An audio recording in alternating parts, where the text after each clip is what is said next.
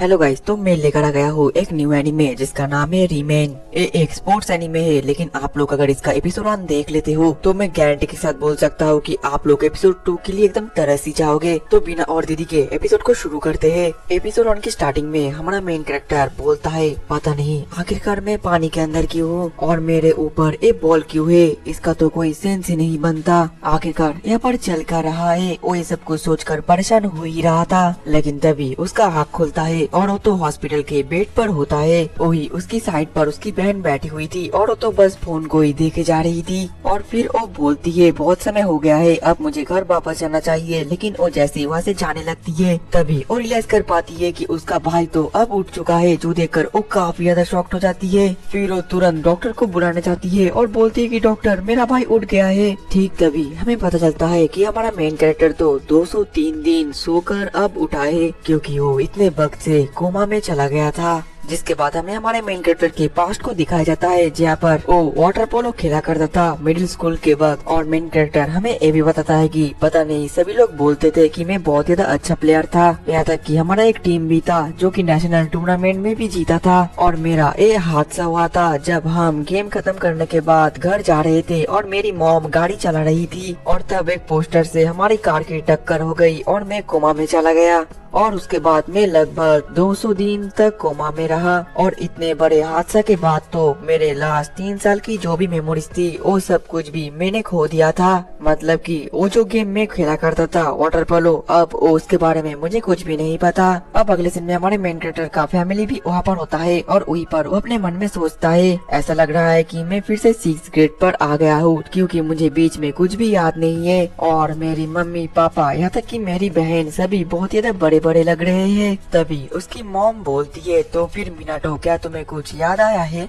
Minato बोलता है, मुझे माफ कर देना लेकिन मुझे कुछ भी याद नहीं आ रहा। जिसमें उसकी मॉम बोलती है, ठीक है कोई बात नहीं, तुम आराम से सब कुछ सोचो। वो लोग ऐसे बात कर ही रहे थे, ठीक तभी वहाँ पर कुछ लड़के आते हैं और वो लड़के तो मिनाटो को जिंदा देखकर काफी ज्यादा खुश होते हैं और उसको हक भी करते हैं। लेकिन जो मिनाटो है वो तो काफी ज्यादा कंफ्यूज था और वो बोलता है, मुझे माफ कर देना लेकिन आखिरकार तुम लोग कौन हो? ये सुनकर तो वो सभी लोग बहुत ज्यादा हैरान हो जाते हैं। तभी उसकी बहन बोलती है, भैया ये सभी आपके middle school water polo team के मेंबर्स है। मिनाटो तो ये सुनकर काफी ज्यादा हैरान हो जाता है। वहीं पर तो और एक बंदा होता है जिसको देखकर मिनाटो कंफ्यूज था, लेकिन तभी उसकी मॉम बोलती है, ये तुम्हारे वाटर पोलो टीम का एडवाइजर बीजेन है। लेकिन मिनाटो का ये सब कुछ हरकतें देखकर तो एक लड़का कुछ भावुक हो जाता है और वो बोलता है, मिनाटो तुम इतना सब कुछ कैसे बोल सकते हो? तुम्हें सब कुछ याद करना ही पड़ेगा। क्या तुम भूल गए कि हम लोग शोकाकू इलाइट 4 थे? यहाँ तक कि हम लोगों ने नेशनल गेम भी जीता था। जिसमें मिनाटो उदास हो जाता है और बोलता है, मुझे माफ कर देना। अब हमें 4 महीने बाद का सीन को दिखाया जाता है, जहाँ पर कि मिनाटो को अब हॉस्पिटल से छुट्टी मिल जाता है और वो तो अपने मम्मी पापा के साथ घर पर ही जा रहा था। वहीं पर मिनाटो हमें बता रहा था कि 4 महीने हॉस्पिटल के रिहैब के बाद मैं फिर से वापस घर आ ही गया और हम लोग हमारे डैड के शॉप में रहते हैं। और फिर अपने घर पर बहुत दिनों के बाद आकर तो काफी ज्यादा हैरान होता है और बोलता है, घर तो ज्यादा नहीं बदला, बिल्कुल पहले जैसा ही लग रहा है। लेकिन तभी अपने सामने कामेकिची को देखकर काफी ज्यादा हैरान होता है और बोलता है, ये तो बहुत ज्यादा बड़ा हो चुका है। आसुमी बोलती है, ये तो बड़ा हो गए ना, क्योंकि 200 दिन जो बीत चुके हैं। और फिर आसुमी मिनाटो को बेवकूफ भी बोलती है और बोलती है, तुम तो बिल्कुल भी नहीं बदले। मिनाटो तो गुस्सा हो जाता है। आसुमी बोलती है, लेकिन मैं खुश हूँ क्योंकि तुम फिर से वापस आ गए। और ठीक तभी उसकी मॉम भी आती है और बोलती है, मैं भी बहुत ज्यादा खुश हूँ क्योंकि मैं तुम दोनों का ए डुओ को मिस कर रही थी। और फिर वो बोलती है, मिनाटो मुझे माफ कर देना क्योंकि मेरे वजह से ये सब कुछ हुआ है,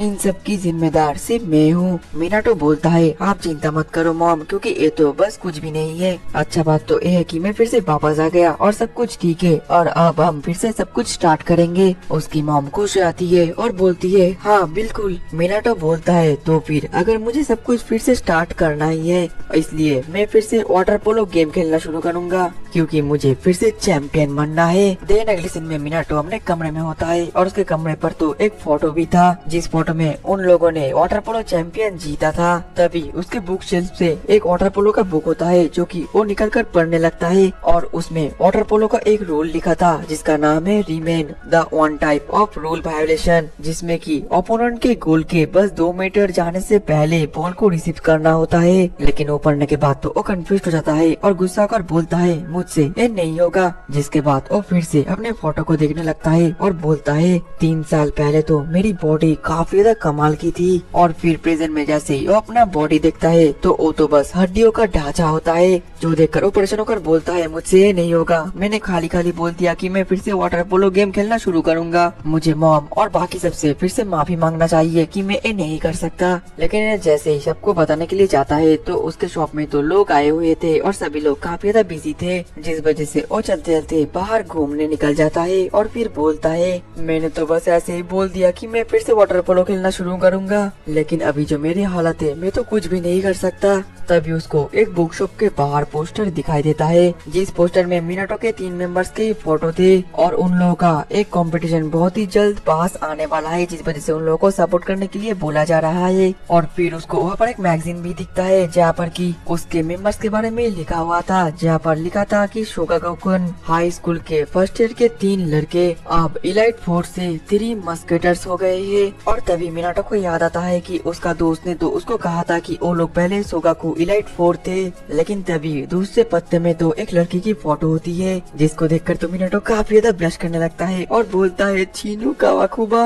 ये तो पहले से भी ज्यादा और क्यूट हो गई है। ठीक तभी उसके साइड में तो एक लड़का आ जाता है और बोलता है मिनाटो सेनपाई मैं आपको कब से ढूंढ रहा था और आप यहाँ पर बैठकर पढ़ रहे हो। मिनाटो बोलता है मुझे माफ कर देना लेकिन तुम कौन हो मुझे बिल्कुल भी याद नहीं है। वो लड़का बोलता है क्या आप मुझे भूल गए, मैं एहितारू हूँ आपका जूनियर। आपने ही तो मुझे दिखाया था कि वाटर पोलो खेलने में कितना ज्यादा आनंद आता है, कितना ज्यादा मजा है। मिनाटो बोलता है मुझे कुछ भी याद नहीं आ रहा है, तुम ये क्या बके जा रहे हो। एहितारो बोलता है खैर छोड़ो, तो आप कौन से हाई स्कूल में आप जाने वाले हो, क्योंकि जो शोकुगाकुन हाई स्कूल है उसका तो बहुत ही ज्यादा हाई कटअप जाता है, तो मुझे नहीं लगता कि आप उस हाई स्कूल में एडमिशन ले भी पाओगे, क्योंकि आप जिस हाई स्कूल में एडमिशन लोगे मैं भी वही स्कूल में जाऊंगा और आपके साथ वाटर पोलो खेलना शुरू करूंगा। वही पर एहितारो के ये सब कुछ बात सुनने के बाद तो मिनाटो काफी ज्यादा शॉक्ड हो जाता है और बोलता है मैं तो स्कूल के बारे में बिल्कुल भूल ही गया था, मैं पिछली बार 9th ग्रेड में पढ़ता था तो अब मैं तो हाई स्कूल में ही जाऊंगा। और फिर वो जल्दी से अपना डंडा लेकर वहाँ से भाग जाता है और बोलता है मुझे माफ कर देना, मुझे अब यहाँ से जल्दी जाना पड़ेगा। देन अगले सीन में मिनाटो को पढ़ने की कोशिश करता है लेकिन वो तो कुछ भी समझ नहीं पा रहा था, जिस वजह से वो निराश होकर सो जाता है। और तभी उसको अपने दीवार पर एक डेंट दिखता है, ये देखकर वो काफी ज्यादा कंफ्यूज होकर बोलता है पता नहीं ये डेंट यहाँ पर कब पड़ा।